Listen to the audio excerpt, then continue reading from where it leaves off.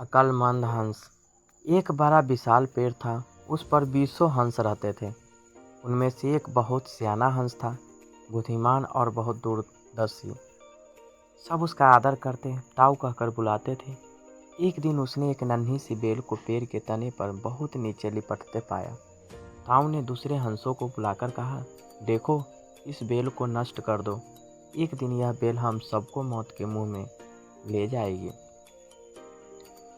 एक युवा हंस हंसते हुए बोला, ताऊ, यह छोटी सी बेल हमें कैसे मौत के मुंह में ले जाएगी?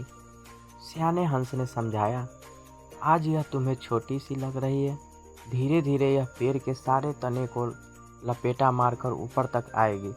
फिर बेल का तना मोटा होने लगेगा और पेड़ से चिपक जाएगा।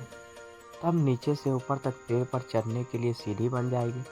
कोई भी शिकारी सीढ़ी के सहारे चढ़कर हम तक पहुंच जाएगा और हम मारे जाएंगे। दूसरे हंस को यकीन न आया, एक छोटी सी बेल कैसे सीढ़ी बनेगी? तीसरा हंस बोला, ताऊ, तू तो एक छोटी सी बेल को खींचकर ज्यादा ही लंबा कर रहा है। एक हंस बड़बड़ाया, यह ताऊ अपनी अक्ल का रौब डालने के लिए अंत संत कहानी बना रहा है। इस प्रकार किसी दूसरे हंस ने ताऊ की बात को गंभीरता से नहीं लिया। इतनी दूर तक देख पाने की उनमें अक्ल कहाँ थी। समय बीतता रहा। बेल लिपटते लिपटते ऊपर शाखों तक पहुँच गई। बेल का तना मोटा होना शुरू हुआ और सचमुच ही पेड़ के तने पर सीढ़ी बन गई, जिस पर आसानी से चढ़ा जा सकता था। सबको ताऊ की बात की सच्चाई सामने नजर आने लगी, पर अब कुछ नहीं किया जा सकता था, क्योंकि बेल इतनी मजबूत हो गई थी कि उसे नष्ट करना हंसों के बस की बात नहीं थी। एक दिन जब हंस दाना चुगने बाहर गए हुए थे, तब एक बहेलिया उधर आ निकला। पेड़ पर बनी सीढ़ी को देखते ही उसने पेड़ पर चढ़कर जाल बिछाया और चला गया। सांझ को सारे हंस लौट आए। पेड़ पर उतरे तो बहेलियों के जाल में पूरी तरह फंस गए।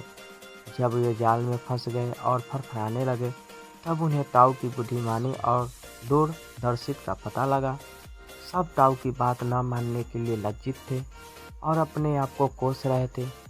ताऊ सबसे रुष्ट था और चुप बैठा था। एक हंस ने हिम्मत करके कहा, ताऊ, हम मूर्ख हैं, लेकिन अब हमसे मुंह मत फेरो। दूसरा हंस बोला, इस संकट से निकलने की तरकीब तू ही हमें बता सकता है। आगे हम तेरी कोई बात नहीं टालेंगे। सभी हंसों ने हामी भरी। ताऊ ने उन्हें बताया, मेरी बात ध्यान से सुनो। सुबह जब बहेलिया आएगा तब मुर्दा होने का नाटक करना। बहेलिया तुम्हें मुर्दा समझकर जाल से निकाला या जमीन पर रखता जाएगा। वहाँ भी मरे समान पड़े रहना। जैसे ही वह अंतिम हंस को नीचे रखेगा, मैं सीटी बजाऊंगा। मेरी सीटी सुनते ही सब उड़ जाना। सुबह बहेलिया आया। हंसों ने वैसा ही किया जैसा ताऊ ने सहेलियों था। सचमुच बहेलिया हंसों को मुर्दा समझकर जमीन पर पटकता गया। सीटी की आवाज़ के साथ ही सारे हंस उड़ गए। बहेलिया अवाक होकर देखता रह गया। बुद्धिमानों की सलाह गंभीरता से लेनी चाहिए। Thank you.